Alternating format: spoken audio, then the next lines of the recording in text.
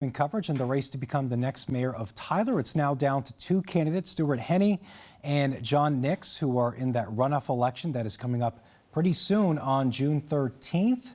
We're now joined by Tyler mayoral candidate Stuart Hene here on Fox 51 Good Day. As that election inches closer on the 13th, Stuart, thanks for coming in on this Friday. I'm sure you're busy out on the campaign trail, but I wanted to start off with, for this interview, somebody is not following the race right now that's watching. Why did you decide to run for the next mayor of Tyler? So, Nolan, thank you for having me on this morning. It's great to be here.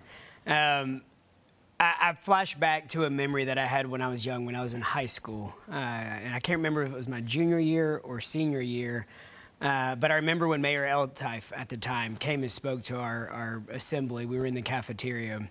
And I thought to myself, I could see myself doing that one day, giving back my time, giving back my resources and my energy to the city that has given so much to me. And so I kind of filed that away in my mind and didn't really think about it again until I moved back to town in 2009. And that's when I dove headfirst into volunteering for the city and giving my time back. And it's just a passion that I have to give my time back to the city. Absolutely.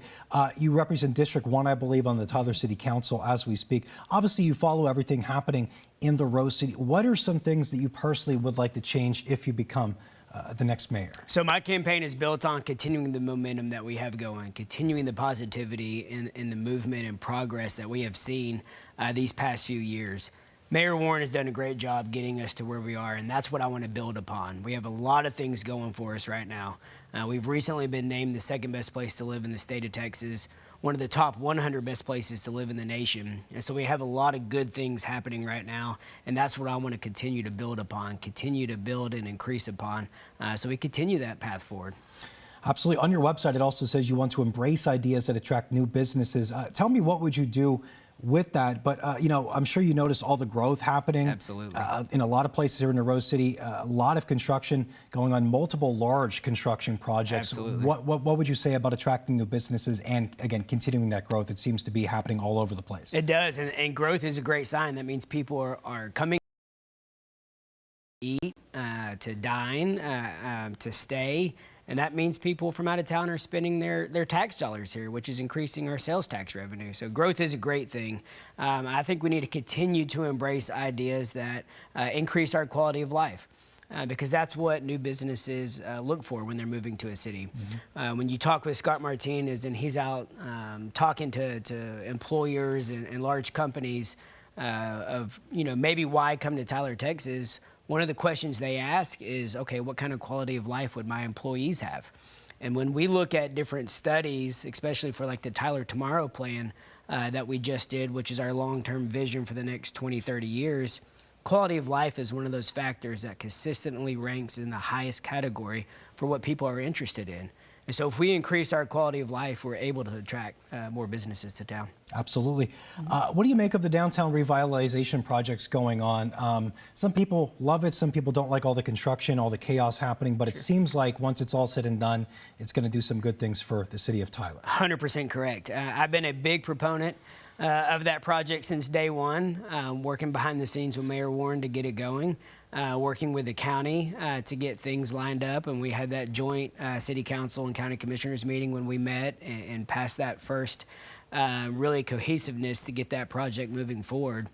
So that's been a big staple of my campaign, big staple of my platform, and the reason why is when you visit other cities that have done something similar, the rate of return is astronomical. For every $1 of a public investment put into that project, private investments return 5 to 10x on that. And so the progress of that revitalization will just continue to expand for every investment dollar that we put into downtown. And I tell people our downtown is our heartbeat.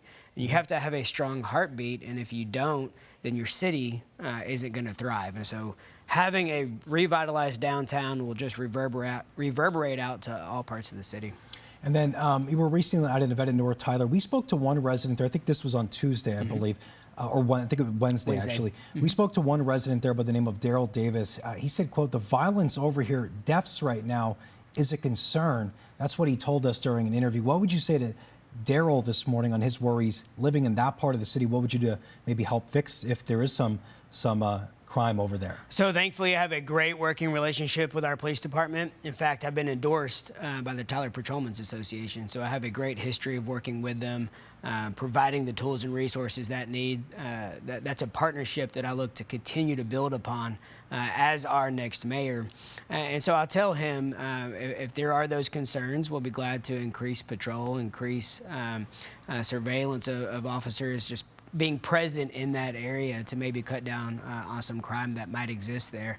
But I have a great relationship with our police department, and so look forward to building on those relationships. And if there are resident concerns for certain areas, we'll be glad to talk to those residents about those concerns and see how we can help. You talk to a lot of voters probably every day Yes. for this long campaign for you and your opponent. What are they telling you right now, other things that they might want to see in the Rose City, other concerns?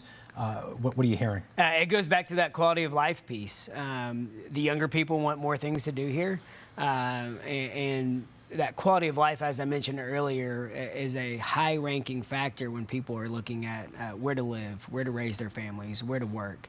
And so as a council, we're listening to those concerns, and we're hoping to attract more businesses here, more quality of life opportunities, more outdoor activities. And I think that's how we grow as a city. Yeah, and then finally, your message to voters who might be on the fence between you and your opponent, undecided right now. What would you say to them to maybe get them on your side ahead of June 13th? Great question. So my campaign is one of positivity, one of continuing the momentum, and one of continuing to build upon being the second best place to live in the state of Texas. That doesn't mean we can't be the best place to live in the state of Texas. And so even though we have a lot of good things going for us, we still have room to improve, and we still have things that we can build upon, and that's what I'm ready to do. And then, you know, your time on city council, how has that shaped you to be able to take over from that pretty much top spot there in downtown to become the next mayor of Tyler? So thankfully, even though I represent District 1, when I'm deciding on a project, I still have to make a decision of, does it benefit the entirety of the city?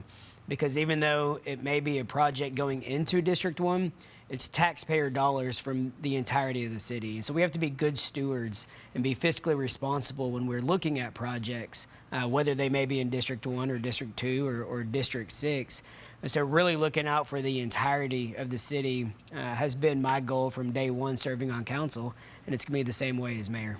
All right, Stuart, thanks so much for coming in here on probably a busy Friday for you. We Absolutely. really appreciate it.